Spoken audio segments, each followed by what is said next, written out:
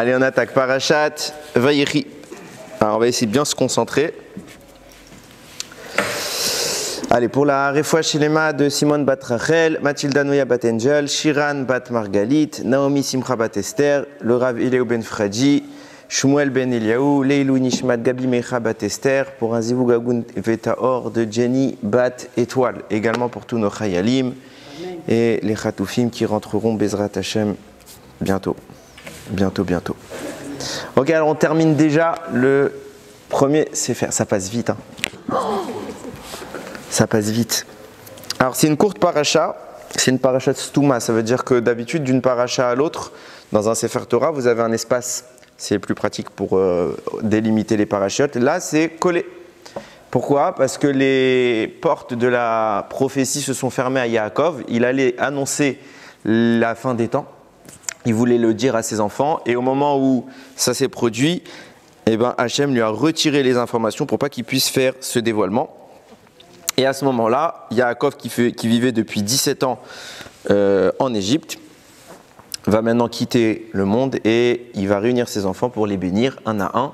Donc la fin, le 49e chapitre de la Torah, de Bereshit, c'est que les brachot. Alors, il y a les premières, on ne croirait pas que c'est des brachot, parce que les premiers, ils ont pris cher. Okay, Yaakov, il va leur faire pas mal de réprimandes finalement. Et après, il va un petit peu changer de ton arrivant à Yehuda. Et c'est intéressant parce que quand vous regarderez Bezrat Hashem, la Kriyat Torah, il a comparé à peu près tous ses enfants à des animaux. Et il y a toute une corrélation à faire avec chacun des animaux qui sont évoqués. Bon, ça ne va pas être ça le sujet aujourd'hui, bien qu'on va en parler dedans. Shalom Vracha. Et on en arrive au moment où Yaakov, après 147 ans, quitte le monde et il va demander à Yosef, le vice-roi d'Égypte, qui est son fils, de prendre soin de l'enterrer en Eretz Israël, dans le Maharat Marpella, là où sont enterrés les Havot, Adam et leurs épouses. Et là, la Torah nous raconte, bon, Yaakov, il a fait cette demande, donc il quitte ce monde. On a une mitzvah d'être Mekayem d'Ivrei Hamet, on doit accomplir les paroles du défunt.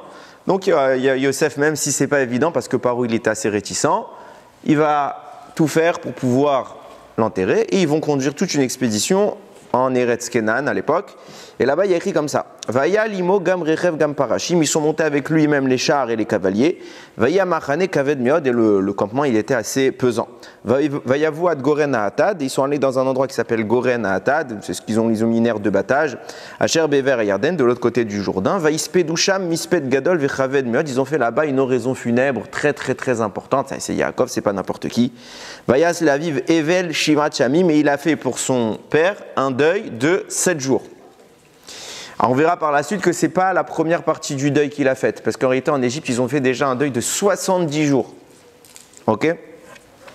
Donc il y a eu 70 jours en Égypte, et une fois qu'il est arrivé dans cet endroit qui s'appelle Goren à Atad, il a fait 7 jours supplémentaires. Vayar Yoshev haaretz hakenani et haevel begoren à Atad, et le peuple qui vivait en Kenan, il a vu ce deuil-là.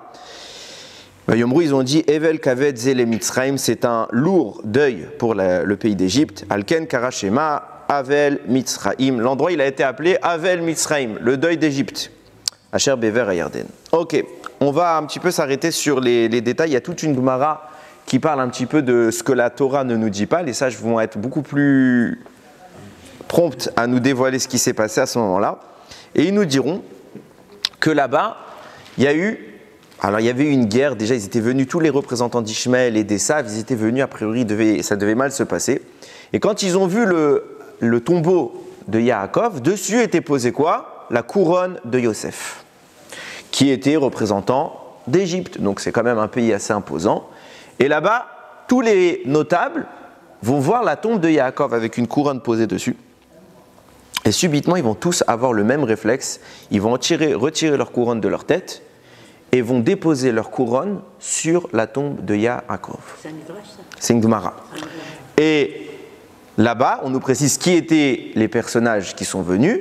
Ce sont les descendants d'Esav, les descendants d'Ishmaël et les descendants de Ketura. C'est qui Ketura? C'est la dernière femme que Abraham a prise. D'après la majorité des opinions, c'est pas tout le monde, mais d'après la majorité des opinions, c'était Agar avec qui Abraham est retourné au décès de Sarah. Tous ceux-là sont venus Et ils ont porté leur couronne au-dessus du tombeau, donc on imagine facilement le kavod qui a été occasionné à ce moment-là. Et nous dit la Gemara, il y a eu 36 couronnes. C'est pas stam, ça veut dire vraiment c'était un cumul de royauté qui était là-bas. Il faut savoir que, on le voit pas dans le livre, on le voit pas dans les Hamisha Kumshei Torah, c'est plus dans le Nar, dans les Nevi'im, qu'on voit ça surtout à l'époque de Yoshua. Il faut savoir que les sages dévoilent qu'en Israël, il y avait des représentants de beaucoup de nations. Il y avait des palais subsidiaires. Okay, donc à peu près toutes les nations importantes avaient un endroit où ils siégeaient en Israël. Donc c'est pas stam. Alors ces nations-là vont peut-être être ce qui découleront des personnages dont on parle maintenant, ils ne sont peut-être pas encore installés, mais en tout cas, beaucoup de royautés vont découler de cela. Et par la suite, on le sait, les royautés principales, surtout aujourd'hui, du moins dans un aspect spirituel, elles découlent toutes de Esav et de Ishmaël, dans la grande majorité, ou en tout cas, ce n'est pas qu'elles découlent directement, par exemple, on sait que toute l'Asie, etc., ne découle pas biologiquement d'eux, mais ce qu'on parle ici, c'est qu'il y a une domination des anges qui représentent les nations, il y a 70 anges pour représenter les 70 groupes de nations, et au sommet de la hiérarchie, il y a 2 malachim, l'ange d'Esav qui gère la moitié, et l'ange d'Ishmaël qui gère l'autre moitié. Ok, et là, on va s'arrêter sur le premier point. Après ce deuil des 36 rois qui ont posé la couronne, on nous dit même les chevaux et les ânes ont pris le deuil. Comment ? J'y viens. Même les chevaux et les ânes ont pris le deuil. Alors, j'ai regardé dans les commentaires, ils expliquent assez simplement. On dit qu'en réalité, c'est les propriétaires de ces animaux. Qu'est-ce qu'ils ont fait ? Ils ont voulu marquer le deuil de la façon la plus totale. Et même leurs animaux, ils les ont quelque part mis en situation. D'après certains, par exemple le Rif, qui est un commentateur, qui est un décisionnaire halachique, il dit que dans cette Gemara, il explique simplement, on a privé pendant un petit moment les animaux, pendant ce jour-là, au jour de l'enterrement, on n'a pas donné à manger aux animaux pour montrer l'importance de ce qui se passe. Le Maharsha, lui, il dit, on leur a mis des tenues, des couvertures sombres, pour montrer qu'il y avait un deuil sur le moment. Ce qui m'a dérangé personnellement, c'est que, bon d'accord, on comprend ce qui est en train de se passer, les animaux sont touchés, mais pourquoi on nous précise que les animaux sont touchés? Si on voulait nous dire que c'est les propriétaires des animaux qui ont marqué le deuil, alors on a compris qu'il y avait un gros deuil. Pourquoi il faut me préciser même les animaux? Genre c'est un enseignement bifnatsmo, hein. C'est pas un enseignement qui découle. Non, on nous raconte et on insiste en disant il a été enseigné même les chevaux, même les ânes. D'autant que si on va jusqu'au bout des choses, on sait comment la fonctionne. Pour ceux qui ont l'habitude d'étudier un peu la Gemara, on sait comment elle fonctionne et généralement quand la Gemara précise des choses, soit elle est globale pour tout englober, mais quand elle précise, c'est pour exclure d'autres choses. Sinon, on ne précise pas. Je m'explique. Si on voulait nous dire que les animaux en général, tous les propriétaires ont marqué le coup sur leur bétail, eh bien on nous aurait dit Behemoth, les animaux. Là, pourquoi on nous précise 2? Et si on voulait juste nous donner des exemples au pif, alors cite-moi un. Un, c'est un exemple. Mais on sait comment fonctionne la Gemara, et la Gemara, et surtout la Mishnah, encore pire, c'est comme ça qu'elle procède. Quand elle fait une suite, elle liste certaines choses, alors la Gemara, elle dit, et c'est tout? Pourquoi tu as pris le temps de préciser? Donc là, c'est la même idée. Si tu voulais me dire qu'il y avait un deuil au niveau animal, bon, d'accord, les propriétaires, ils ont fait ça à leur Behemoth. Ok, il n'y a pas besoin de me citer chevaux et ânes. Bon, alors j'ai regardé, je vous promets, je vous pose la question peut-être parce que je suis fou, mais il n'y a pas de commentaire sur ça. Il y a un autre commentaire qui explique une autre approche, mais pas pourquoi préciser les chevaux et les ânes. Ce qui fait pourquoi je vous ai dit en entrée, je suis super fatigué. J'avais presque tout. Je suis resté 4 heures hier soir jusqu'à 1h du matin pour trouver un tirout à cette idée. Je ne comprenais pas pourquoi chevaux et ânes. Ma femme, elle se lève à 1h du matin, elle me voit encore en train de travailler. Le lendemain, j'ai dû l'expliquer, j'ai un problème. J'ai un vrai problème, j'arrive pas à passer à autre chose. Quand il y a quelque chose qui dérange dans la Torah, comment tu peux aller dormir? Tu as un problème. C'est écrit, si c'était un auteur, un monsieur qui a écrit ça, on s'en fiche, il a écrit des mots. Mais là, c'est la Torah. Et ça me perturbait. Donc, j'ai été obligé de chercher. Et Baruch Hashem, on va aboutir, je pense, à quelque chose de très intéressant. Je continue alors, je pose la première question, pourquoi les chevaux et les ânes? Je continue la suite de la Gemara. La Gemara rapporte qu'après, une fois qu'on est arrivé Maharata Marpella, qui intervient? Esav. Esav, il vient, il dit hop, hop, hop, c'est moi l'héritier. Vous enterrez pas mon frère ici, il y a déjà Léa, j'ai toléré, ok, mais la dernière place qui reste, elle est pour moi. Il nous dit, non, mais attends, tu plaisantes, c'est Yaakov, c'est l'aîné, tu lui as fait vendu le droit d'aînesse. Il fait, ok, je lui ai vendu le droit d'aînesse, je ne lui ai pas vendu la place dans le tombeau. Le tombeau, j'ai gardé. Ils lui ont dit si, c'est écrit dans le contrat de vente. Il a dit d'accord, montrez-moi où c'est écrit dans le contrat de vente. Ils lui ont dit attends, on l'a laissé en Égypte. Il fait bah, pas de preuve, désolé, vous amenez le contrat, j'accepte, vous amenez pas le contrat, c'est à moi. Ils lui disent d'accord, on va aller en Égypte. Naphtali s'en va. Et là, il y a un monsieur qui intervient, il s'appelle Hushim. Hushim, c'est le fils de Dan, donc le petit-fils de Yaakov. Hushim est sourd, donc il voit qu'ils sont tous en train de discuter, ça commence à tarder, et on sait combien c'est grave de laisser une dépouille avant d'être mise en sépulture. Donc il commence à poser la question, je ne sais pas comment ils ont discuté, en langage des signes ou je ne sais pas quoi, et il dit il se passe quoi? Alors on lui fait comprendre, il y a Esav, il dit que c'est sa place et qu'il ne veut pas. Il fait, alors on fait quoi? On laisse papy comme ça allongé devant tout le monde, on va attendre. Il nous dit non, Naphtali il est parti. Mais vous plaisantez, Naphtali va faire l'aller-retour Canaan Égypte, on n'avance pas dans l'histoire. Il réfléchit pas ni une ni deux, il prend un bâton, il tape la tête d'Esav. La Gemara dit, les yeux d'Esav sont sortis de leur orbite, ils ont roulé par terre aux côtés de Yaakov. Ils sont tombés à côté de Yaakov, à côté de ses pieds, et Yaakov, mort, ouvre les yeux. Il ouvre les yeux, il sourit. La Gemara, comme c'est les mots de la Gemara, il ouvre les yeux, il sourit, et la Gemara a dit quelque chose, et j'ai trouvé ça atroce. Elle cite une phrase de David Améler, je n'ai pas amené le passouk en hébreu, mais là, et je vous le lis en français. Il dit comme ça, de là, ça fait référence, ce sourire de Yaakov, le juste, le tzaddik, se réjouira quand il verra la vengeance, il lavera ses pieds dans le sang du méchant. J'ai dit, Ribono Shalolam, on est des barbares. On est des barbares, Chazve Shalom. J'ai dit, c'est quoi ce passouk là? J'ai repris le Teilim, j'ai regardé, j'ai dit, waouh, c'est vraiment écrit en plus, c'est assez violent. Pourquoi j'ironise? Parce que, clairement, la vengeance, c'est jamais réclamé dans la Torah. Alors quand on parle de Dieu qui se venge, Elkana, etc., c'est des notions. Okay, mais la notion de vengeance, c'est la réclamation de la justice, à la limite. Mais là, la description, elle est gore. On dit non, d'accord, le juste se réjouira de la vengeance. Quand on parle d'une vengeance chez un tzaddik, c'est dire il est content de voir la chute de quelqu'un. Même d'un rachat, on ne doit pas se réjouir de la chute. À part s'il y a un risque pour tout le monde, juste je termine. À part s'il y a des risques, etc. Mais même d'un rachat, on ne se réjouit pas. Mais la phrase qui m'a le plus donné, il lavera son pied dans le sang du méchant. Alors niveau hygiène, laver dans le sang, je ne sais pas ce que ça donne, mais pour moi c'était très dérangeant. Alors pour comprendre un peu mieux, il va falloir qu'on s'interroge un petit peu sur c'est qui ce personnage Hushim. Je vais revenir sur quelque chose que j'avais déjà évoqué il y a très longtemps, mais je ne pense pas que je vous connaissez déjà, c'est dans un de mes autres shiurim. Là-bas, la Gemara elle raconte plusieurs événements. Regardez. Pardon, c'est pas la Gemara, c'est le Midrash. Première chose, Hushim, finalement, on comprend, c'est le gars qui prend les choses en main et on embête mon grand-père Yaakov, en plus un rachat comme Esav, il n'y a pas débat, j'interviens. Très bien. Maintenant, pourquoi il intervient? Parce que le fait que Naphtali doive faire le va-et-vient, c'est long. Il avait une autre solution que de tuer Esav. Je vais vous expliquer, puisque ce n'est pas la première fois que Hushim intervient. La première fois que Hushim est intervenu, c'est Parashat Miketz. Là-bas, fin de Parashat Miketz, début de Parashat Vaïgash. Là-bas, l'histoire nous racontait que Yosef voulait prendre Binyamin en otage et ne plus le rendre, on le prend en esclave. Très bien. Là-bas, c'est écrit, le Midrash rapporte, que Yehuda, à ce moment-là, il a poussé un cri. Un cri qui a résonné sur une distance de 400 parsaot. Parsa, c'est une immense mesure, c'est à peu près 4 km. 400 fois 4 km. 1600 km, j'arrondis. Hein. Okay. Ça a résonné jusqu'à 1600 km. Et là-bas, ça a atteint un monsieur qui était resté à Canaan et qui est sourd. Qui est ce monsieur? Hushim. Hushim est sourd, comme je l'ai dit tout à l'heure. Et lui, il a entendu le cri de Yehuda. Qu'est-ce qu'il a fait? Là-bas, le Midrash, on est dans Star Wars. Hein. Qu'est-ce qu'il a fait?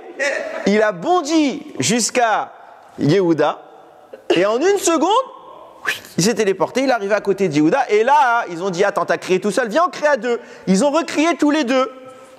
Et le Midrash le dit, là-bas, la déflagration était énorme, les soldats de l'Égypte sont tombés, et c'est pour cela que, ça je ne l'ai pas écrit dans le texte, mais c'est écrit également comme ça, c'est pour cela qu'on va devoir, quand on va aller en Égypte, en esclave, les Égyptiens vont nous faire travailler la ville de Pithom et Ramsès. Parce que là-bas, le cri de Yehuda cumulé à celui de Hushim, va détruire littéralement la ville. Alors ils vont nous demander de la reconstruire. Maintenant écoutez bien.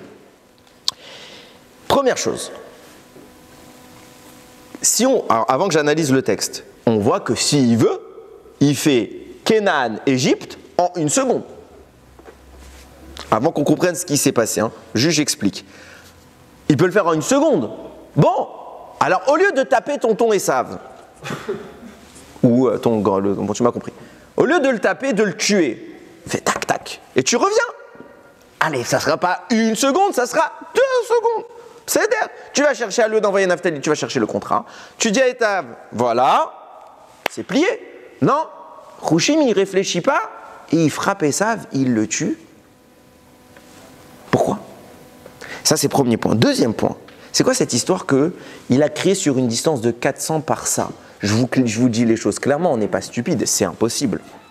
C'est quoi cette histoire qu'il s'est téléporté, le type? C'est pas possible, on est où? Qu'est-ce qui s'est passé? Il a été d'un coup de l'Égypte de Canaan à côté de Yehuda. Plus que ça, il l'entend alors qu'il est sourd. Pas possible. Plus que ça, on voit bien que tout le monde n'a pas entendu. Pourquoi?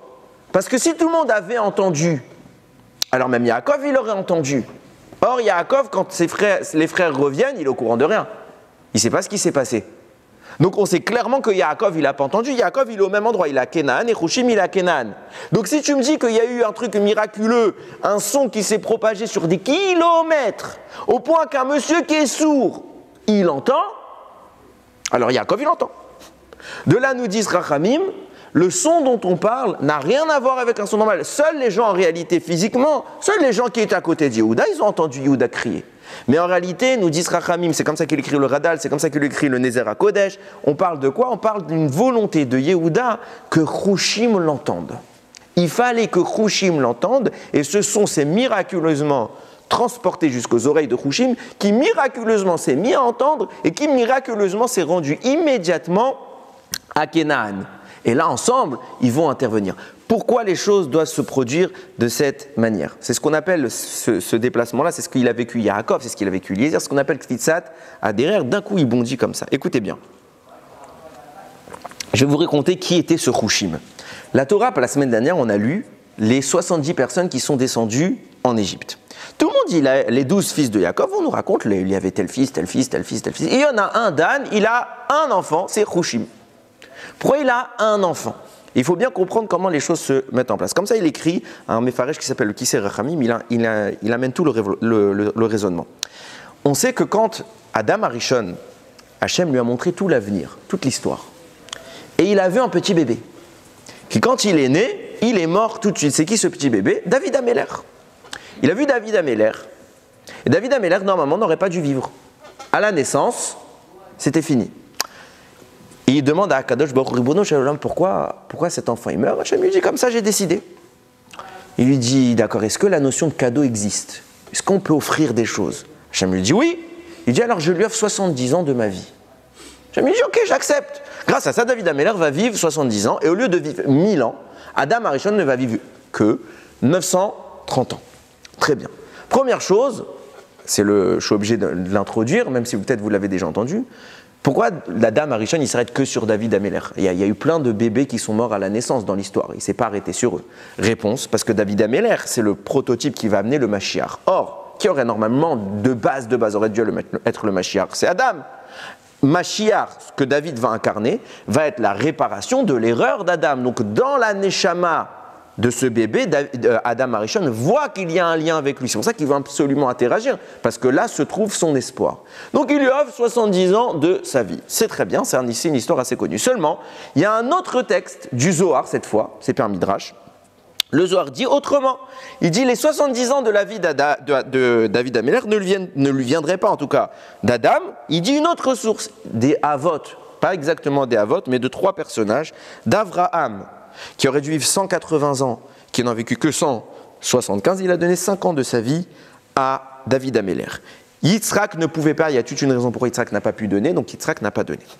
Yaakov de vivre comme Abraham 175 ans, il a vécu que 147 ans, laissant exactement, j'ai noté, 28 ans de Delta. Ces 28 ans qu'il aurait dû vivre et qu'il n'a pas vécu, il les a offerts à David Améler. Et plus tard, Yosef va offrir 33 ans de sa vie. Non, pardon, je me suis trompé. Yaakov, il a donné... Ouais, non, c'est bon, 23, je ne me suis pas trompé. Et Yosef, pardon, va offrir 37 ans de sa vie à David pour un total, vous cumulez le tout, ça vous fait précisément les 70 années. Vient le Kisser Racham, il me dit, je ne comprends pas. C'est David, il a reçu les 70 ans de Adam ou des Avot. A priori des deux.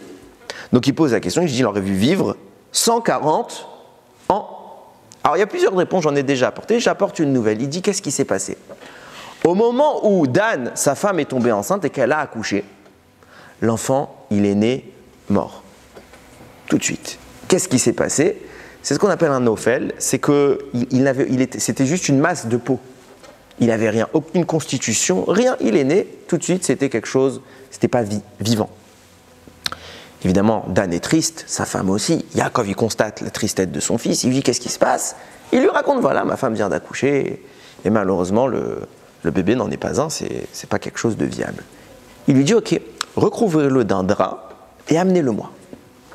Il lui amène, et Yaakov se met à prier à Kadosh Baruch Hu, Ribono Shel Olam.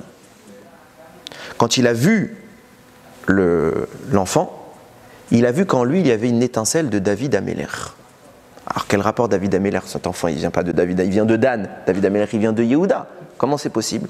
Il dit, il a vu nous dit le Xaram, il a vu l'étincelle de vie de David Améler. Et il dit à Akadosh Baruch, tu sais très bien que nous, on a donné 70 ans à David. C'est pour ça qu'il va exister. Mais avant nous, qui avait donné 70 ans? Adam Arishon. Pourquoi nous, on a dû donner 70 ans alors qu'Adam, il avait déjà donné 70 ans? Parce que Adam va regretter son don. Il va regretter à la fin de sa vie, quand il va voir la mort arriver, il va dire « Ah non, j'aurais bien voulu vivre 70 années de plus ». Donc il va regretter son don. Et donc ça va quelque part mettre un bgam, un défaut, dans ce cadeau qu'il a fait à David. Donc pour réparer ce défaut, pour que David y soit vraiment chalem, complet dans son existence, on s'est substitué au don d'Adam Arishon. Donc ça veut dire que cette puissance de vie, ces 70 années de vie qui auraient dû être dévouées à David Améler, tu les as quelque part retirées, mais elles sont toujours là, puisqu'Adam, il ne les a pas vécues, ces 70 ans. Donc il y a un potentiel de 70 ans avec un petit défaut, le regret d'Adam. Okay? Alors je te propose, donne-le à cet enfant. Hachem lui dit ok. Alors qu'est-ce qu'il a fait Yaakov? Il a commencé à prier. Il a prié pour qu'une tête apparaisse, pour qu'un corps apparaisse, des bras, des pieds, une bouche, etc. et que la neshama, elle entre, que tous les organes soient constitués. Au fur et à mesure, l'enfant, il a évolué et il est apparu avec tous ses organes constitutifs et fonctionnels, sauf un. Yaakov a oublié de demander l'audition. C'est pour ça que Chushim est sourd. Pourquoi nous dit le Midrash, pourquoi il a oublié l'audition? Parce que là-bas se trouvait le défaut inhérent à Adam. Adam, quand il a fait sa faute, il a arrêté d'écouter Hachem au profit de l'écoute du serpent. Donc il a profané son audition. Alors, il y avait une tâche quelque part dans ce potentiel de vie qui vient d'Adam. Donc c'est pour ça que cette tâche-là a bridé l'esprit de Yaakov, qui a oublié de demander l'audition. Chushim est né sourd. Il y a un lien donc étroit entre David Améler et Chushim qui finalement partagent la même étincelle de vie. C'est tellement vrai que ce que je vous dis, que le Midrash nous dit, Mashiach viendra d'où? Sa maman viendra de la tribu de Dan et son papa viendra de la tribu de Yehuda. C'est pour ça que Yaakov, quand il a vu cet enfant-là, il a vu une étincelle de Chushim. Et le Harizal rajoute, c'est pour ça que Chushim dans la Torah, il est écrit sans le Vav. C'est pas écrit Chet, Vav, Shin, Yud, Mem. C'est écrit Chet, Shin, Yud, Mem, ce qui fait le mot Mashiach. Il sera l'associé qui donnera du côté maternel le pendant du Mashiach. Et par l'union de Shevet Dan, de la tribu de Dan, avec la tribu de Yehuda, émergera finalement Bezrat Hashem Bimera B'Yameinu Mashiach. Donc on voit que ce Chushim, il n'est pas anodin. Au contraire, il est intimement lié à la Géoula. Ce qui commence à nous éclaircir un peu les choses. À savoir que Yehuda crie et sa voix parcourt la distance qui normalement n'était pas envisageable et qui arrive subitement dans l'oreille d'un sourd, justement, et c'est Chushim qui le perçoit, chose que personne ne peut percevoir. Pourquoi? Parce qu'en réalité, Yehuda, c'est l'ancêtre de David Améler, il a lui aussi cette étincelle du Méler. Il est en train de raisonner avec la constitution du roi. Et pourquoi il faut que l'essence qui va générer le roi se réunisse, que Hushim apparaisse. Et c'est tout l'objectif de Yehuda, de faire venir Hushim, parce que justement, on est maintenant confronté à ce qui va être le début de l'exil. Yosef, quand il se présente, tout le monde ignore, enfin du moins les frères ignorent son identité, et il est en train de préparer, de profiler l'exil égyptien, qui sera le socle de tous les exils à venir. Donc, puisque l'exil arrive, pour pouvoir permettre, de même qu'on est en train de profiler l'exil, il faut profiler sa sortie, il faut profiler sa délivrance. Donc, on prépare le mal et on prépare la refoua. Ok ? À ce moment-là, l'essence du Mashiach se réunit, Yehuda est venu, il est accompagné tout de suite, puisque le danger apparaît, il est tout de suite accompagné de Hushim, qui va être son allié. Maintenant, regardez ce qui se passe. Il y a un calcul intéressant. Avant de me sauter dessus, je sais qu'il y en a un qui va me sauter dessus, je le regarde des yeux. Ok ? Avant de me sauter dessus, il va y avoir une contradiction dans ce que je vais dire. Ok ? Ne me sautez pas dessus, j'en parle après. Ok ? Juste j'explique et après on analyse. Écoutez bien. Nous disent Rachamim, quand est-ce que ces produits, ils vont analyser les deux dates. On voit que finalement, je fais un petit récapitulatif, il y a deux événements où Yehuda et Hushim vont apparaître. Premier événement, c'est celui en Égypte, que j'ai dit, que Yehuda fait appel à Hushim qui le rejoint. Deuxième événement, c'est au moment où Hushim va taper la tête d'Esav, j'en viens en deuxième instance. Nous dit le Pénézou Harizoutra. Quelle date ça s'est produit cet événement où Hushim a entendu le cri de Yehuda, il a bondi en Égypte. Il fait un calcul. Le Midrash nous a dit quelle est la distance qui a séparé le son entre Canaan et Mitzraïm, 400 parsaot. La Gemara a dit en moyenne un homme qui marche normalement, il peut parcourir par jour 10 parsaot. Ok ? Jusque-là ça vous va ? Très bien. Maintenant il va faire un calcul très simple. Quand Yaakov va être amené en Égypte, on est le 15 Nissan. Pessah. Le jour où on est entré en Égypte, le jour où on est sorti, puisqu'on est resté pile 210 ans, donc pile le jour, un jour près. Comme ça a dit le Midrash Rabbah, comme ça a dit la Mechilta. Donc on est le 15 Nissan. Maintenant, puisque un homme parcourt en moyenne 10 parsaot par jour, puisque de Canaan à Mitzrayim, il y a 40 parsaot. Ok ? Donc ils ont fait comment ? Ils étaient avec Yosef. Donc le jour où ils se sont disputés, Yosef il a dit c'est moi Yosef, et tout de suite ils sont partis chercher Yaakov. Donc ils ont fait Mitzraïm, Canaan, 400 parsaot. Et puis le jour même, nous dit le Midrash, ils ont pris leur père et le jour même ils sont repartis. Donc ils ont fait Canaan, Mitzraïm, donc 800 parsaot. Jusque-là, je ne me trompe pas, ce n'est pas des calculs trop durs. Sachant qu'un homme fait en moyenne 10 parsaot par jour et qu'il y a 800 parsaot par jour, quel est le temps remis par les peuples juifs pour arriver à faire l'aller-retour ? On déduit que c'est 80 jours. Ok ? Vous suivez jusque-là. Maintenant, on le sait, le Shabbat, on ne peut pas voyager. Donc il y a tous les jours, tous les 6 jours, ils s'arrêtaient, le 7e jour, ils se reposaient. Le temps, vous prenez, ils arrivent le 15 Nissan. Si vous remontez 80 jours en arrière, donc le jour où ils ont crié les deux, okay, en comptant tous les Shabbats qui se sont arrêtés, soit 11 Shabbatot, vous arrivez pile poil, 10 Tevet. Pile poil le 10 Tevet. Qu'est-ce qui se passe le 10 Tevet ? Apparition de l'exil, mise en place du Mashiach. Boule. C'est pas mes mots, c'est lui qui dit. Vous suivez jusque-là ? Très bien. Ça, c'est la première fois que Hushim et Yehuda interviennent sous l'égide messianique. Deuxième fois, quand on arrive à notre paracha, Esav, il fait son malin. Donc, qu'est-ce qu'il dit ? Il dit non, hors de question, etc. Qu'est-ce qu'il fait Hushim ? Il frappe. Vient Tosfot, Masechet Gittin. Il dit comme ça, il dit je comprends pas. C'est vrai qu'il y a une mara qu'on vient de citer, qui dit que c'est Hushim qui l'a tué. Sauf qu'on a d'autres sources, dans le Yerushalmi par exemple, qui disent que c'est pas Hushim qui a tué Esav. C'est qui a tué Esav ? Yehuda. Yehuda, il lui a mis un coup, il l'a tué. Alors on comprend pas, Hushim ou Yehuda ? Réponse du Tosfot, les deux. Hushim, il n'a pas tué, il a tapé. Et précisément à ce moment-là, les yeux, ils sont tombés. Et une fois qu'il était à terre, Yehuda, il a mis le coup final. Donc on voit que pour se débarrasser d'Esav, qui s'est associé, Hushim plus Yehuda. Deuxième intervention du duo de la Dream Team. Qu'est-ce qui se passe à ce moment-là ? Quel jour on est ? On va refaire un calcul. Il dit, c'est simple. On connaît la date de naissance de Yaakov. Sukkot, premier jour de Sukkot. Les tzadikim meurent et naissent le même jour. Donc Yaakov, il est mort à Sukkot également. Ok? Nous dit la Gemara, c'est pas moi qui dis ça encore une fois pour dire que s'il y a une erreur de calcul, c'est pas de moi. Ok? Nous dit le Khatam Sofer, c'est ça. Maintenant, on va compter à partir de Sukkot. Yaakov est mort à Sukkot. On va compter, parce qu'on a toutes les infos, on va compter quand est-ce qu'a eu lieu son enterrement. La Torah nous dit, il y a eu 70 jours de deuil en Égypte. Donc déjà 70 jours plus tard. À partir de là, ils ont voyagé en Canaan, nous dit le Khatam Sofer qui cite le Ramban. Combien de temps fait le voyage? 8 jours. Je vais expliquer pourquoi après. Avant que vous me sautiez, c'est là qu'il y a l'erreur. Donc ça fait 78 jours. Le Chumash nous dit, avant de l'enterrer, ils ont refait 7 jours de deuil.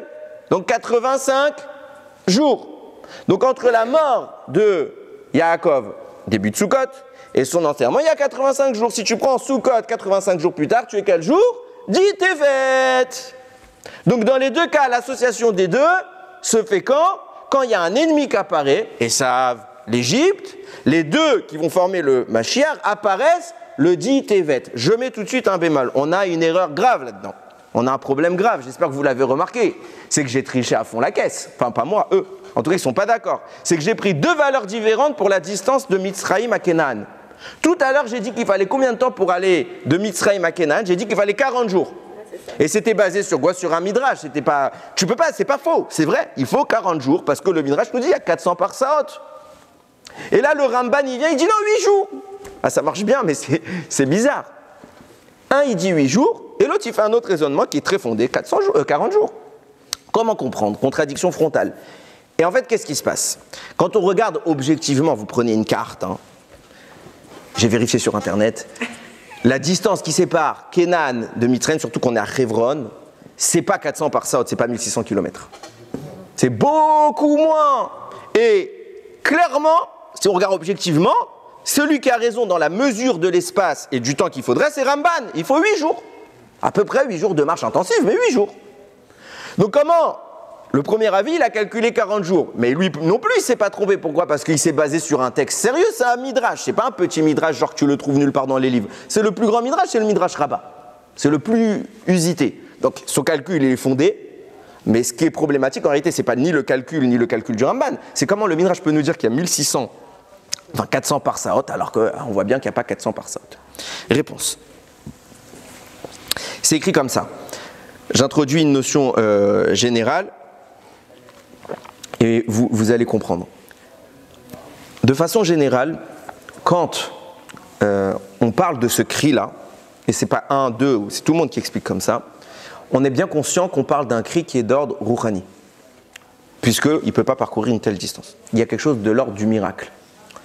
Très bien. On voit encore plus cela du fait que c'est un sourd qui l'entend, et qu'il y a un lien entre les deux neshamot. Et personne d'autre ne l'entend à part les gens qui sont proches. Deuxième information, c'est qu'on voit bien que ce n'est pas la bonne distance. Or, on est à 400. C'est quoi ce 400? Pourquoi les Chachamim ont choisi 400? Il faut savoir que dans la Torah, la lettre qui correspond en valeur numérique à Gematria à 400, c'est Tav, à savoir la toute dernière lettre de l'alphabet. C'est quoi l'opposé du Tav? C'est la première lettre de l'alphabet. La première lettre de l'alphabet, c'est le Aleph. Sur toute sa compartimentation, le Aleph incarne l'unité divine.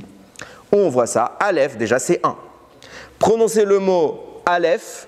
Ok, ça s'écrit Aleph, valeur numérique du mot Aleph 111, 1 au niveau des unités, 1 au niveau des dizaines, 1 au niveau des centaines. Le mot Aleph peut se lire Elef, 1 au niveau des milliers. Vous regardez la structure de la lettre Aleph. Qu'est-ce que c'est que cette structure de la lettre Aleph? C'est un Yud à l'endroit, un Vav oblique, un Yud à l'envers.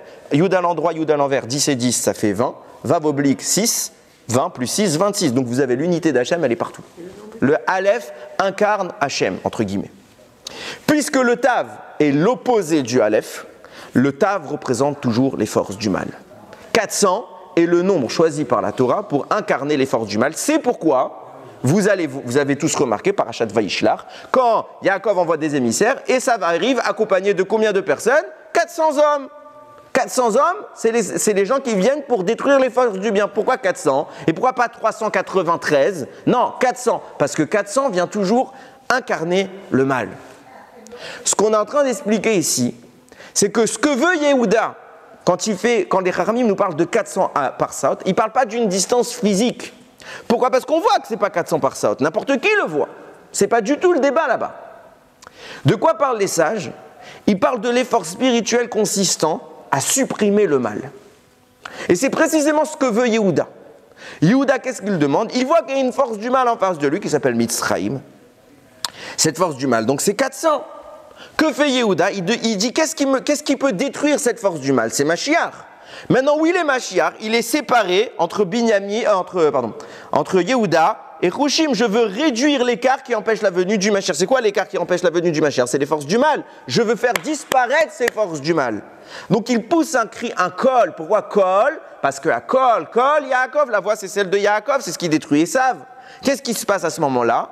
L'autre entité qui résonne avec Yehuda, c'est Hushim, malgré qu'il soit sourd, il l'entend. Et l'écart qui sépare la fusion des deux disparaît subitement, ce qui vous explique pourquoi. Immédiatement, Hushim apparaît. C'est pas que Hushim il a avancé, c'est que l'écart séparant les deux entités formant Mashiach a disparu. C'est ce que visait le rapprochement Yehuda plus Hushim. Qu'est-ce qu'on comprend de là? On comprend qu'en réalité, quand on dit que Hushim a parcouru 400 parsaot, ou quand on parle de la distance des 400 parsaot, on n'est pas du tout en train de caractériser une mesure de l'espace, on est en train de caractériser une mesure d'intensité négative. Partant de là, quand on nous explique que les Bnei Israël sont descendus, sont partis d'Égypte vers Yaakov et de Yaakov vers l'Égypte, on est dans le prémisse de l'exil. Donc tout ce qui s'est passé avant, c'était Maaseh Avot Siman Labanim, on prépare le terrain, et maintenant l'exil va débuter, les Bnei Israël viennent maintenant. Qu'est-ce qui se passe ici? On nous parle alors de ces 400 là. Pourquoi? Parce qu'on est en train de tomber dans les bras du mal. Le mal va nous ensevelir et va nous faire souffrir. D'ailleurs, vous remarquerez précisément que normalement le temps d'exil était de 400 ans, comme il avait été énoncé à Abraham. Donc on est en train de tomber dans cette profondeur de l'exil. C'est pour ça que la mesure dont on est en train de parler n'est pas la mesure de la véritable distance, parce que la véritable distance c'est Ramban, 8 jours. Le temps que les Bnei Israël vont faire pour faire ce va-et-vient là, est le temps de l'opposition des forces du mal. C'est pour ça que là la référence c'était plus la distance de 8 jours, c'était la distance de 400 parsaot. Par ailleurs, ça signifie quoi? Ça signifie que si vraiment on regardait le calendrier, du moins je pense, rien ne nous dit qu'on était mamash le 10 Tevet. On était en train de vivre l'événement du 10 Tevet, mais pas nécessairement à la date du 10 Tevet. Ah, vous allez me dire, c'est bon, alors on prend n'importe quelle date et on la met là où ça nous arrange. Oui. Pourquoi oui? J'ai une preuve. J'invente rien. Chas v'shalom. C'est écrit que les tzadikim, ils sont parfois en mesure d'atteindre la ruchniout, l'aspect spirituel d'une dimension, même si ce n'est pas la date. J'ai un exemple clair, net et précis, écrit noir sur blanc dans les commentateurs. C'est le Sfat Emet qui rapporte ça. Le Sfat Emet, il rapporte que quand Yosef il a accueilli ses frères, et vous allez voir qu'il y a plein de commentaires qui font des allusions à ça, mais ils ne disent pas aussi clairement que le Sfat Emet. Quand Yosef il a accueilli ses frères à la maison, il leur a servi à manger, ils ont fait un banquet, là-bas ils ont bu. Nous disent Rachamim, ils ont célébré 2 fêtes ce jour-là. Lesquelles? Purim, pour ça qu'ils ont bu. Et là-bas, dans les mots, il y a une allusion à une autre fête. J'ai plus le texte en tête, c'est pas grave. Hanouka. Le jour même, ils ont fait Purim et Hanouka. Il y a un problème de casting. Hein. Dans le calendrier, il y a quand même quelques jours qui séparent les 2 dates. Comment ça se fait qu'ils ont pu célébrer et Purim et Hanouka? Réponse, le Sfat Emet nous explique qu'ils se sont connectés à des dimensions qui sont tellement hautes où la notion de temps disparaît. Et ils sont en mesure d'accéder à la ruchniout, à l'aspect spirituel d'un événement de l'histoire. Et à ce moment-là, Yosef était en train de produire un immense tikkut, une immense réparation. C'est pour ça qu'il a eu besoin de se connecter à une date qui s'appelle Hanouka. Il a eu besoin de se connecter à une date qui s'appelle Purim. Et bien exactement pareil ici. Qu'est-ce qu'on est en train de produire? On est en train de produire la suppression de l'écart entre Hushim et Yehuda. Cette suppression-là, elle intervient le 10 Tevet. Pourquoi elle intervient le 10 Tevet? 2 minutes.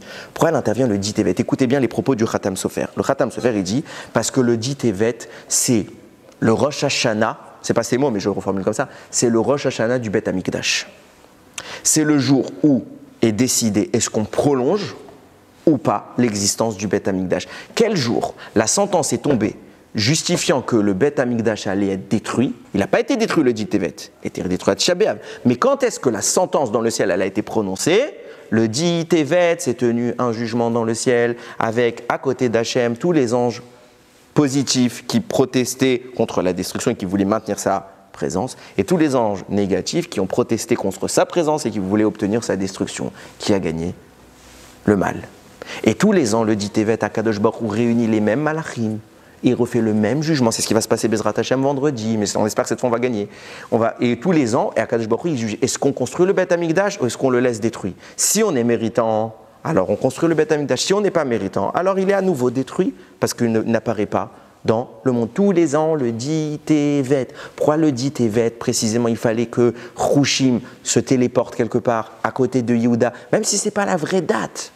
Qu'est-ce qu'on essaye de nous dire par là? On est en train de nous dire qu'on est en train de mettre en place exactement ce procès. D'un côté, les forces d'accusation, celles qui veulent qu'on entre en exil, et d'un côté, les forces de défense, celles qui veulent nous sortir de l'exil. C'est pour ça que d'un côté, vous allez avoir l'entité égyptienne, et d'un côté, vous allez avoir la réunion qui formera plus tard le Mashiach. Maintenant qu'on a tout ça à l'esprit, il va commencer à se profiler pas mal d'informations. Maintenant qu'on a compris qu'est-ce qui représente Chouchim associé à Yehuda, que tout cela doit se produire le dit Tevet, parce que justement, on est en train de réduire l'écart entre les forces du mal qui empêchent la fusion des deux, on commence à comprendre qu'est-ce qui est en train de se passer au moment de l'enterrement de Yaakov. Le moment de l'enterrement de Yaakov, nous dit le Ben Yehoyada, c'est le jour de la chute de l'empire du mal. Pourquoi? Ça, comme par hasard le dit Tevet.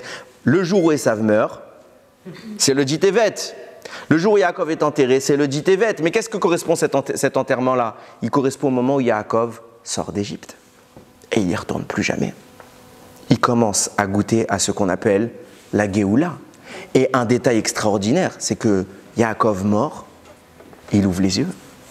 Donc ça veut dire que dans la mort, il connaît la vie. On est en train d'entrer dans une dimension qui est la définition même de l'époque messianique. Donc il se profile énormément d'informations. Et regardez maintenant le détail que j'ai laissé depuis tout à l'heure en suspens. Hein? Ça rentre très bien. D'ailleurs, c'est intéressant parce qu'on a beaucoup de commentaires. C'est une bonne remarque. Beaucoup de commentaires disent la paracha n'aurait pas dû s'appeler Vayechi, parce qu'il va mourir. Oui. On ne devrait pas l'appeler comme dans d'autres endroits, mais on aurait dû l'appeler la mort de Yaakov. Non, Vayechi, il a vécu, parce que justement, dans sa mort, il va connaître la vie.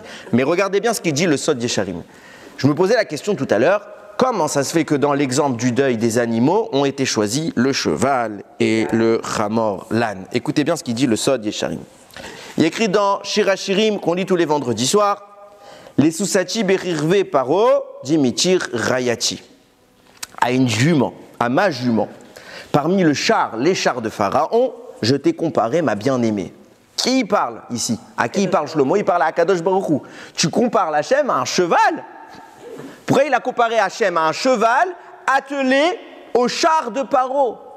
C'est quoi l'histoire? Quand est-ce qu'on parle du char de Paro? Au moment de l'ouverture de la mer, que là-bas il y a écrit Sous Verochevo, Ramavayam, le cheval et la monture, il les a noyés dans les profondeurs. Pourquoi là-bas on parle de Sous et Rochevo? Écoutez bien les propos du Midrash. Là-bas, la Gemara, le Midrash, justement, il cite ce passouk de Shir HaShirim où il dit les Susati Berirve Paro Redimitir Rayati. Donc à une jument, je t'ai comparé ma bien-aimée. Pourquoi on nous parle de cela? Parce que nous dit le Midrash là-bas, les vagues qui ont noyé les Égyptiens, elles ont pris une tsoura, une forme de quoi? De jument. Pourquoi? Parce que là-bas, les animaux, c'était quoi? C'était des chevaux, Paro, il était avec ses animaux. Et Akadosh Baruch Hu, en face d'eux, il a mis une jument. Et grâce à ça, ils se sont attirés l'un et l'autre. Et c'est pour ça que c'est écrit que les chevaux, ils couraient vers les vagues. Ils sont fous? Ils vont vers la noyade? Oui, ils couraient vers les vagues parce qu'ils voyaient là-bas quelque chose qui les intéressait. Et Dieu est apparu à ce moment-là sous la forme, enfin Dieu, c'est pas Dieu, mais en tout cas une entité spirituelle est apparue sous la forme de la jument. Qu'est-ce que c'est que cette forme de la jument? Pourquoi Akadosh Baruch Hu fait apparaître une forme? Non, allez, il n'y a pas de problème pour toi, tu as besoin de mettre une photo. Pourquoi Akadosh Baruch Hu fait ça? Nous disent Rachamim. Parce que le premier à avoir été noyé là-bas, c'est qui? C'est l'ange de l'Égypte. C'est écrit où Mitzraïm et l'Égypte couraient après eux. Les Chachamim disent c'est qui l'Égypte? On aurait dû dire les Égyptiens. Pourquoi on parle de l'Égypte? Parce que c'est d'abord l'ange d'Égypte qui a été puni et qui était le premier à poursuivre les Bnei Israël. Et après, on suivit les Égyptiens. C'est pourquoi le premier à avoir été noyé dans l'eau, qui c'est? L'ange de l'Égypte. Cet ange-là, il est appelé Sous Verochevo. Le premier à avoir été noyé, c'est le Sous, le cheval, et après le cavalier. Pourquoi le Sous? Parce que nous dit le Ismach Moshe, à ce moment-là, Kadosh Baruch Hu s'est chargé en priorité de l'ange pour après pouvoir s'occuper de la population. Nous dit le Sod Yesharim, de là on commence à comprendre. Pourquoi, si on part du principe que la force du mal qui représente l'Égypte, l'ange, c'est un Sous, c'est un cheval, à Kadosh Baruch Hu, Ze Leumat Ze Asa Elokim, mesure pour mesure, entité pour entité, Dieu, il a fait dans le bien quelque chose, il a fait dans le mal exactement la même chose. C'est pourquoi, nous dit le Zohar, il y a une dimension qu'on appelle Sous Atiferet, le cheval de la splendeur. C'est quoi? C'est une entité spirituelle qui est exactement l'antonyme du cheval que représente l'ange de l'Égypte. En un côté négatif, il y a un cheval, il existe son pendant positif, c'est aussi ce cheval. C'est pour ça que nous dit Shlomo Ameler, les Soussati à mon cheval, je te compare à Kadosh Baruch Hu. C'est pour cela qu'Akadosh Baruch Hu fait apparaître cette entité positive. D'ailleurs, elle apparaît dans de l'eau, En Maïm et la Torah. L'eau est toujours allusion à la Torah, donc ça veut dire que c'est le côté, l'aspect positif de cette notion-là. Et c'est pour cela que les forces du mal égyptien ont bondi vers elle. Pourquoi? Parce qu'on a un principe. Comment le mal existe-t-il? En se nourrissant de l'étincelle de vie du bien. Quand le mal égyptien a été privé du Ham Israël, il a été dépossédé de toutes les étincelles, toutes les Nitzotzot Akdusha ont été retirées. C'est pour ça que quand il voit exactement son pendant positif, il court pour aller le récupérer. Manque de peau, il a été séparé à vie, Shalom à l'Israël. Maintenant, on t'a attiré dans le piège et c'est précisément là que tu vas mourir. C'est pour cela qu'on fait une référence, le sous impur avec le sous pur. Pareillement, il existe la même notion sur un autre animal, sur plein d'autres animaux. Mais le deuxième dont on va parler, c'est le Chamor. Nous dit le Mégalé Amoukot, quel est l'animal qui représente Ishmaël, les forces du mal qui s'appellent Ishmaël dans le ciel? C'est quoi? Le Chamor. Attention, je vous dis le Mégalé Amoukot parce qu'il faut bien que je vous en cite un, mais il y en a 15 qui disent ça. C'est pas tous ceux qui parlent de Sod, même le Harizah et compagnie, ils parlent de ça. Le Mégalé Amoukot, tu dis c'est quoi l'entité qui représente Bachamaïm? On ne parle pas sur terre, n'allez pas voir un cheval, un âne. Mais Bachamaïm, la notion qui représente Ishmaël, c'est l'âne. Et il existe l'entité positive de l'âne. Où est-ce qu'on voit l'entité positive de l'âne? Très simple. Quand Moshe Rabbeinu, Akadosh Baruch Hu, quelques parachutes plus tard, la semaine prochaine, Akadosh Baruch Hu lui dit va en Égypte et libère les Bnei Israël. La Torah nous dit va yikach Moshe et ishto et banav. Moshe il a pris sa femme et ses enfants. Va yarkivem al hachamor. Et il les a fait chevaucher. Il y a écrit dans les traductions, c'est de la triche, sur un âne. Mais hachamor, ça ne veut pas dire sur un âne, ça veut dire sur l'âne. Rachid dit l'âne, ça veut dire genre celui-là, lequel tu... Genre on le connaît cet âne, c'est notre copain depuis 15 ans. Oui, nous dit le Rachid surplacé, c'est Rachid, c'est pas genre de la Kabbalah. Hein. Rachid dit c'est qui cet âne?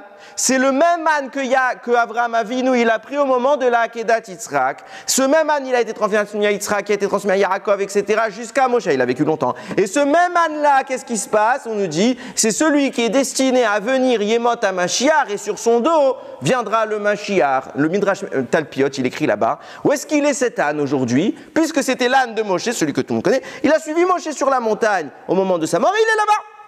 Et il est en train de faire les 100 pas, il attend quoi? Il attend que Hachem, il rappelle Moshe Rabbeinu pour venir nous libérer très très bientôt. Ce même âne, ce sera celui que Moshe empruntera lorsqu'il sera Mashiach, parce qu'on l'avait déjà dit, le Zohar nous dit clairement qu'il sera Mashiach, Moshe Rabbeinu, de même qu'il nous a libérés la première fois, c'est lui qui nous libère la dernière fois. Donc à ce moment-là, l'âne est en question. Je ne comprends pas, combien de temps tu vis? C'est de quoi on parle? On est bien clair, on ne parle pas d'un âne physique. On parle de quoi? On parle d'une notion qui n'est pas de ce monde. C'est quoi cette notion? Nous disent Rachamim, puisque à la fin des temps, Mashiach ben David devra s'occuper d'une entité négative. C'est qui l'entité négative qui va s'occuper? C'est Ishmaël. Ben Yosef, il s'occupe de Esav. Ben David, il s'occupe de Ishmaël. Donc, puisque Ishmaël, son entité, c'est l'âne, alors le Mashiach qui viendra à la fin des temps viendra sur un âne pour nous débarrasser Bimérabé Yamenu très vite de Ishmaël. Et cet âne-là, c'est l'entité inverse de Ishmaël. Donc on a quoi? On a un âne positif, un âne négatif. On a un cheval positif, on a un cheval négatif. Les deux négatifs qu'ils incarnent, Mitzraïm et Ishmaël. Qu'est-ce qui se passe au moment où Yaakov est en train d'être enterré? Il y a deux animaux qui pleurent, pas plus. On aurait pu penser plus, prendre, tu dire Béhémoth, les animaux. Non, on nous en cite deux pour te dire quoi? Il y en a deux, ils ont baissé les bras. Ils ont compris à ce moment-là que tous les rois, ils ont posé la couronne sur la tombe de Yaakov, que même Esav, il est fichu, etc. Qu'est-ce qu'ils se disent? Ribon Shalom, on a compris la fin de l'histoire. On a compris qu'à la fin, on va pouvoir les embêter pendant très longtemps, mais à la fin, qui gagne? Yaakov Avinu. Il y en a un qui n'est pas cité dans la liste, c'est qui? Esav. Pourquoi je dis ça? Parce que j'ai dit tout à l'heure, quand la Gemara cite quelque chose, c'est pour exclure autre chose, sinon elle m'aurait dit tous les animaux. Elle a cité deux, ça veut dire qu'il y en aurait dû avoir au moins un autre. Pourquoi on a dit eux? Eux, ils ont pris le deuil, ça veut dire qu'il y en a un autre qui aurait dû prendre et qui n'a pas pris. C'est qui cet autre? C'est Esav. Ishmaël, il a pris le deuil. Pourquoi Ishmaël, il prend le deuil? Parce qu'on voit que Ishmaël, il a fait tchouva. Donc il comprend Ishmael, il ne va pas chercher plus loin. Quand ça arrivera, ça arrivera. On voit que Ishmael il a fait tchouva. Au moment d'enterrer Abraham, il a donné préséance à Yitzhak. Mitzrayim laisse passer aussi, ils disent on abandonne. Pourquoi? Parce qu'on a vu que Khushim, quand il s'est associé à Yehuda, ils nous ont détruit la ville sans problème. On sait qu'on ne peut rien faire contre eux. Et de toute façon, notre roi actuel, c'est qui? C'est Yosef. On ne peut rien faire.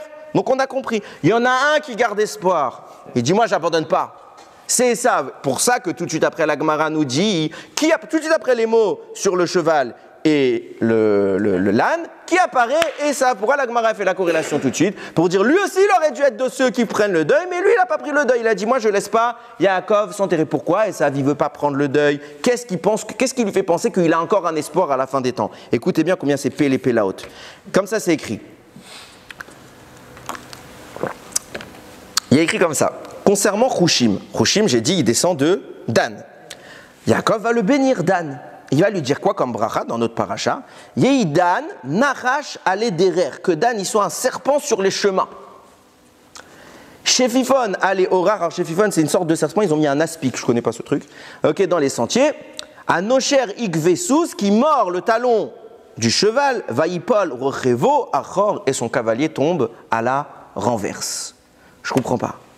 De tous les animaux, pour bénir Dan, tu as choisi le plus tamé de tous. Le Nachash dans la Torah, on sait très bien ce qu'il représente. C'est tout sauf le bien. Le plus tamé de tous, pourquoi il a choisi le Nachash? Je ne comprends pas. Réponse. Parce qu'on commence à comprendre avec ce que j'ai dit. Au vu de notre développement, ça devient assez clair. De même qu'il existe à chaque fois une entité négative, alors il doit exister une entité positive qui vient contrecarrer l'entité négative. L'entité négative, c'est qui? C'est le Nachash Akadmoni, celui qui sera plus tard remplacé par Esav. Qui est l'antithèse de ce Nachash-là? Qui va venir le détruire? C'est Dan. C'est pour ça qu'Yaakov lui dit, toi tu es le Nachash, pas le Nachash qu'on a vu faire des bêtises.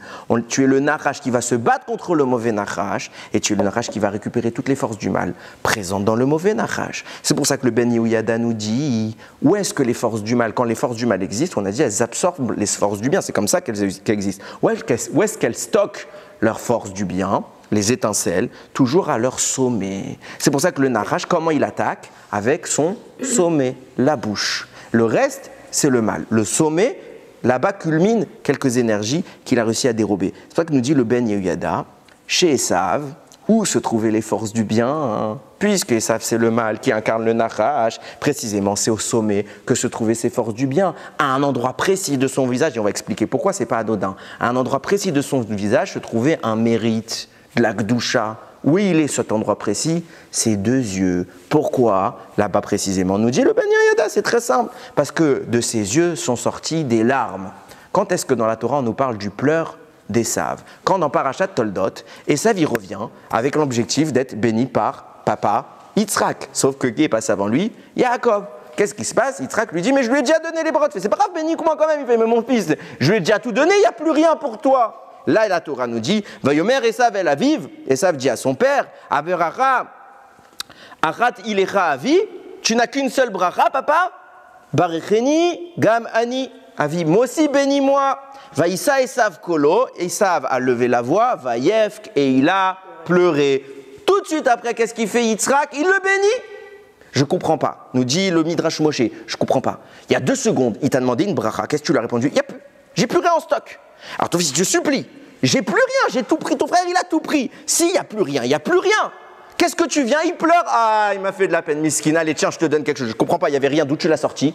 D'où vient cette bracha? Nous disent, Rachamim Masechet Brachot, page 32, depuis la destruction du Beth Amikdash, les portes de la Tfila se sont fermées. Mais bien que les portes de la Tfila se sont fermées, il est une porte qui est restée ouverte, c'est la porte du pleur des larmes. Que celui qui pleure, même si cette Tfila n'aurait pas dû passer, il peut ouvrir les portes du ciel et cette Tfila, elle va être accueillie. Même un rachat comme Esav, il n'y a plus de bracha. Il n'y a plus rien. Yitzhak ne lui ment pas. Yitzhak, c'est le Hémet, il ne ment pas. Qu'est-ce qu'il lui dit? J'ai plus rien, mon fils. Et qu'est-ce qui vient Esav? Il pleure. Akadosh Baruch Hu, même un rachat comme Esav, il l'a entendu. Il lui dit, je crée une nouvelle bracha spécialement pour toi par le fait que tu es Pleurer, c'est quoi cette bracha? Il lui dit à ce moment-là, papa Yitzhak, grâce à ton glaive tu vivras, et tu serviras ton frère Yaakov. Et ce sera quand tu te soumettras,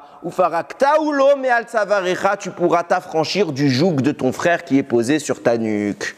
Par le pleur qu'il a obtenu, Esav a un espoir de s'affranchir de Yaakov. Et Chachamim nous diront, chaque fois que Yaakov fautera, Yaakov ses enfants, alors Esav dominera. Donc Esav il dit, Pseder, Yishmael, vous avez perdu, Mitzrayim, vous avez perdu, moi je ne perds pas. Si j'arrive à les faire fauter, j'ai un mérite dans mes deux yeux, je peux encore gagner. Chrushim, il est là. Qu'est-ce que c'est Chrushim? C'est le serpent qui vient dévorer. Le serpent, pourquoi il vient dévorer le serpent? Parce que ce serpent-là qui s'appelle Esav, il a volé de la Gdusha dans ses yeux. Alors qu'est-ce qu'il lui fait? Il le mord et il absorbe, comme le serpent du mal, il absorbe la Gdusha par la bouche. Chrushim, il vient frapper à l'endroit où il y a de la Gdusha, il le frappe à la tête, les deux globes oculaires de Esav s'en vont, son mérite le quitte. Intervient Yehuda et il termine l'histoire. Regardez comment les choses sont mises en place, c'est extraordinaire. Il y a cette combinaison et précisément à ce moment-là, les yeux, c'est un peu dégueulasse, les yeux de Esav roulent aux pieds de Yaakov. Et tout à l'heure, je vous ai cité cette phrase que je ne comprenais pas, le juste se réjouira quand il verra la vengeance. Il lavera ses pieds dans le sang du méchant. De qui on parle? De Yaakov qui est en train maintenant de sourire. Il ouvre les yeux, il voit les yeux de son frère rouler. Il ouvre ses yeux précisément pourquoi? C'est pas qu'on est en train de parler d'une vengeance. Je suis content, t'es mort, nananer. Aucun rapport. Je suis content que la justice, c'est quoi la justice? C'est que les étincelles de Gdusha que tu as volées à Adam, qui nous appartiennent, elles me sont maintenant restituées. Donc la justice est faite. Comment cette justice se fait? Parce qu'il y a un serpent qui est venu te mordre. Or, le serpent, où est-ce qu'il mord? Il mord au niveau des pieds. Où est-ce qu'il est blessé, Yaakov? Au niveau des pieds. Pourquoi il est blessé au niveau des pieds? Parce qu'un serpent a attaqué Adam Arishon et l'a mordu. Où est-ce qu'il mord le serpent? À la cheville. Donc, Yaakov est blessé au niveau des pieds. Qu'est-ce qu'il dit le pasouk? Il se lavera ses pieds dans le sang du méchant. Pourquoi on se lave les pieds dans le sang? On se lave les pieds dans le sang? Non. La mort du mal, c'est le moyen de nous affranchir du vol que le mal nous a pris. Et là, on est lavé de l'Avera d'Adam Arishon. Par quoi? Par la destruction des forces du mal, du Nachash, de Esav et compagnie. À ce moment-là, là où Esav perd son couard dans les yeux, Yaakov ouvre ses yeux. Et il voit et il sourit. La Géoula est amenée. Donc la Gdusha d'Esav est importée au Marata Marpella. Yaakov complète le tikkun d'Adam Arishon. Qu'est-ce qui se passe? Nous disent Chachamim Masechet Ta'anit. Yaakov Avinu Lomet, Yaakov Avinu n'est pas mort. Une explication qu'on pourrait donner à ça, c'est qu'en effet, il était mort. Mais quand la faute que représente le serpent a disparu, la mort s'en va avec. Yaakov se réveille et il entre vivant dans Marata Marpella. Et c'est exactement ce que je dis depuis tout à l'heure. C'est le profil de la confrontation qu'il y a le dit Tevet. Bezrat Hashem, Chas Veshalom, ça dépend de comment on va le vivre. On arrive vendredi, ce sera le dit Tevet. Pourquoi je dis Bezrat Hashem? Parce que ça peut être un moment de deuil, mais ça peut être un moment où la victoire annuelle d'Esav prend fin. Tous les ans, il gagne. Il est bon, il gagne. Nous, on est nuls. Mais si on fait les efforts, c'est quoi les efforts, Bassof? C'est quoi le travail? Ben, c'est ça, en fait. Quand tu regardes en finale, regardez, on a une belle histoire, on a un beau livre qui s'appelle la Torah, c'est bourré d'histoires. Alors quand tu demandes à des historiens, on croit que c'est un livre d'histoire, des fables. Pour nous, quand on analyse en profondeur, on voit que c'est tout sauf de l'histoire. On s'en contrefiche de l'histoire. À chaque fois, en filigrane, qu'est-ce qui est installé? Tikkun, tikkun, tikkun, tikkun, réparation, gdusha, gdusha. Toute la vie des Avot, c'est pas un joli mariage, Rachel, Léa, Abraham, Sarah, etc. Non, c'est pas une love story. Enfin si, c'est une love story entre nous et Hachem. Entre nous et Dieu. Sauf que ça fait 5785 ans que Dieu, il attend que nous, on lui rende un peu son amour. Alors arrive le dit Tevet, Bezrat Hashem, on va jeûner. Ou peut-être que si on fait les choses comme il se doit, on va célébrer. Yiratson, qu'Akadosh Baruch Hu, ce jour-là, il voit les efforts de ses enfants. Bimera Be'aminu, Mashiach, il va venir. Mitzrayim, on a déjà fini. Bon, même s'ils aiment bien faire les malins actuellement, on a déjà fini. Ishmael, on n'a pas fini. Esav, on n'a pas fini. Mais pour Hachem, c'est un claquement de doigts. Jusqu'à la fin, Esav, il embête. Arrive Mashiach, un coup dans la tête, fin de l'histoire. Alors le Hamor, ça fait longtemps qu'il attend à côté de Moshe Rabbeinu. On attend vite qu'Akadosh Baruch Hu lui demande de sortir, qu'il saisisse ce Hamor, qu'il vienne, et qu'en lieu et place d'un dôme doré, on aura un Mashiach qui viendra reconstruire notre Bet Hamikdash. Bimera, Be'amenu, Ba'or Adonai Leolam. Amen, Ve Amen.